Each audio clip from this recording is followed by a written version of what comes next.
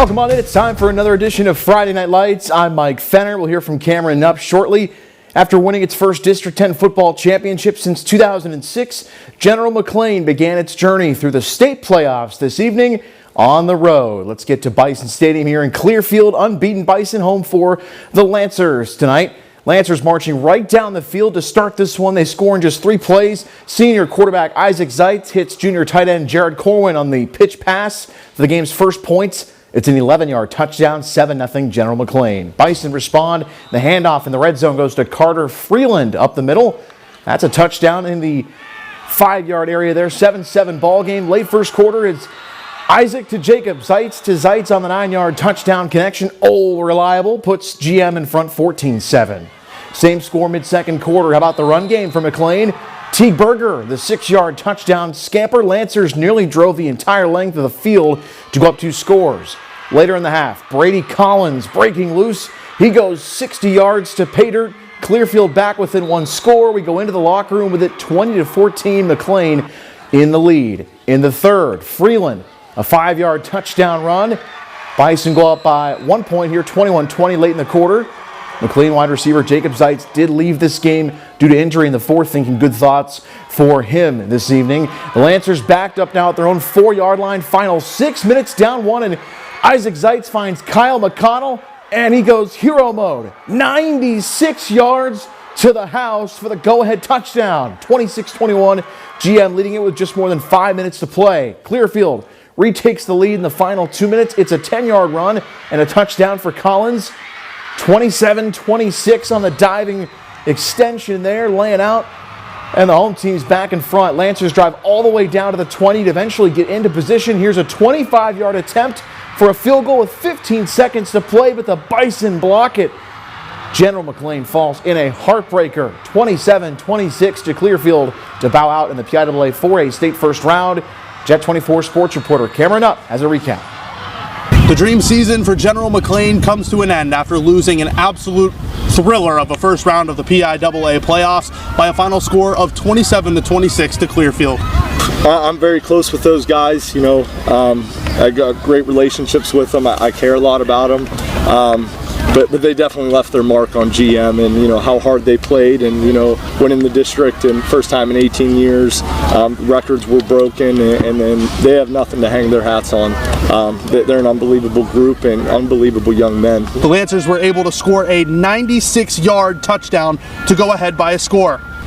After the Bison answered with a touchdown of their own, Isaac Zeitz was able to engineer a drive that culminated in what would have been a game-winning field goal. We've practiced, you know, going the length of the field, and you know we have no timeouts, and we got to kick it and make it. And we've gone it with 3 timeouts, and we've done it from midfield with no timeouts. So you know it's something you practice, and you know it's looked good in practice. So you know we trust our guys, and you know it just wasn't a smooth operation and didn't work out. The Lancers finished the season at 8-3 and as the Class 4A District 10 champions. For Jet 24 Sports, I'm Cameron Nupp. Thanks so much, Cameron, for the coverage there on the Plyler entry system scoreboard. General McLean falls in a heartbreaker, 27-26 at Clearfield to bow out in the PIAA 4A football state first round. Congrats again to the Lancers on their first D10 title in 18 years and a great season that culminates this evening. More high school football playoff scores for District 10. In the 3A championship, Hickory wins a classic over Sharon 37-31, and Farrell falls to Central Clarion 41-6 elsewhere as well. Now, meanwhile, both Cathedral Prep girls and boys soccer teams are playing in tomorrow's PIAA state championship rounds. In Class 2A, both Rambler teams will face Northwestern Lehigh, with the boys playing at 4 p.m. and the girls at 7 p.m. down in central Pennsylvania. The boys won a state title a year ago in a different classification. Both enter their final matches of the season feeling confident. The fact we're going again just blows my mind. There's no words to really put in the fact how hard these kids worked, how coachable they are, and what an amazing accomplishment to go back to back. All these high school kids dream of. They're super excited, ready to get to work, and hopefully come up with a good game plan to give our best effort for Northwestern Lehigh. I'm beyond proud of every single one of us on the team, including like our benches, and we've just continued to trust our coaches and what we do and the things they change or we come up with. Keep doing what we're doing. Like I said, trust is one of our biggest things. So as long as we can and trust in each other and just keep up what we've been doing, I think we'll come up with the state championship. We just need to keep bringing all of our effort, and having passion really does for the game, really does make the difference of who wants it more.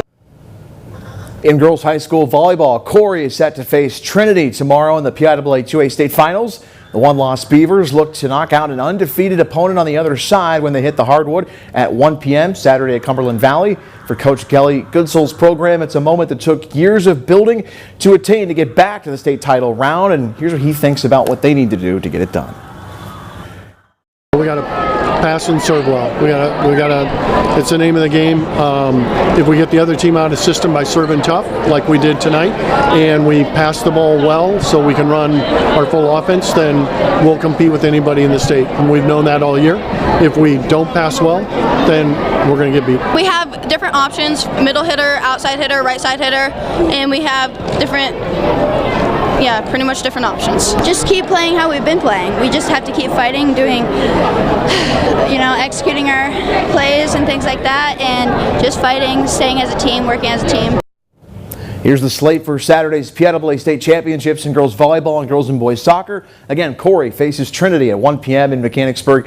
Prep faces Northwestern Lehigh for both the boys and girls at 4 and 7, respectively. All right, let's shift gears. Let's go and stick with soccer. PSAC women's semifinals at McConnell Family Stadium. Gannon home for Kutztown this afternoon. No score, second half. Gannon a corner. Gabby Bowden in the corner, and Jamie Seneca the header goal. 1-0 Lady Knights at 51-18 there in the second half. Fewer than 4 minutes later, though, the visitors answer on a corner of their own. Caitlin Economopoulos with the corner there. Skylar Jordan finishes in front, 1-1 match. And nearly 20 minutes gone by after that, Corinne Morgan giving the Lady Bears a lead at 2-1. They're at 73-21 on the scoreboard. The match does go to Kutztown, 2-1 the final. But in the PSAC men's soccer semifinals, Gannon gets it done over Westchester. Rafa Hyde a goal in the 91st as the Knights move on to take on host Bloomsburg on the road Sunday at 1 o'clock in the PSAC men's soccer championship. All right, wrestling action tonight. Matt Hill and Edinburgh home for George Mason at Macomb Fieldhouse. Starting at 125 pounds, Edinburgh's Chris Vargo, the matchup against Ben Mon. And Vargo picking up some late points here with a takedown in the third, gets the win by decision 4-1 for the Fighting Scots. At 133, Colton Camacho for Edinburgh, matching up with Charlie Bunting for GM. Camacho in control, leading 6-1 in this one, and goes on to win by fall as Edinburgh off to a strong start on the mats. Move ahead for the Scots, Anthony Ferraro taking on Dom Hargrove for George Mason. Late stages of this match, Ferraro picking up 4 points here and takes the lead, goes on to win a decision 10-6, but Edinburgh falls in a close one. 21-18, George Mason gets the win on the mats. In local college hockey, Mercyhurst women get the win at Robert Morris tonight, 2-0, while the men are still in action scoreless at last check of the second period in the Mountain West area there against the Air Force. And on the Plyler Entry System scoreboard in women's college basketball, the Mercyhurst women in Cincinnati lose 68-53 at Xavier. Jenna Van Schaik led them with 22 points. Bailey Coons with 16 as well. Still to come on Friday Night Lights, the Otters road trip continued at Saginaw this evening. We'll show you highlights there, and we got much more coming up on the show. Friday Night Lights, sponsored by AHN Pavilion, Sports Medicine and Performance. Are you embarrassed?